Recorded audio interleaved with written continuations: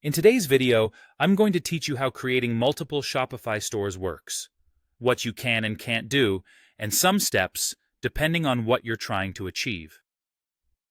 Shopify is a fantastic platform for online businesses, but managing multiple stores can sometimes cause a bit of confusion.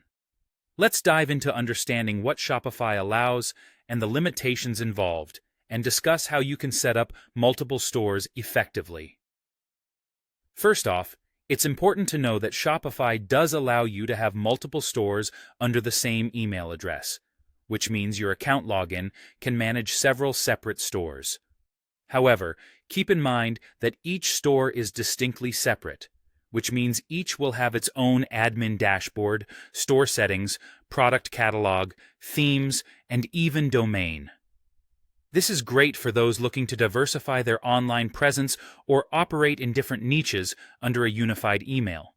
Each store does require its own subscription or plan, meaning you'll pay separately for each one unless you're benefiting from a special plan like Shopify Plus. Now, what's Shopify Plus, you might ask? This is a premium plan where you get the capability to have what they call expansion stores. These are additional stores under the same contract or organization, making it easier to manage many stores without individual billing headaches. Shopify has recently introduced a useful feature called organizations. This is specifically designed to help merchants group multiple stores under one umbrella. It simplifies user management and billing processes, so if you have multiple stores, managing all of them becomes not only easier but much more efficient. Now, let's talk about setting up multiple stores, focusing on the steps to follow based on your particular situation. If you're not using Shopify Plus and simply want to establish an additional store, the process is straightforward.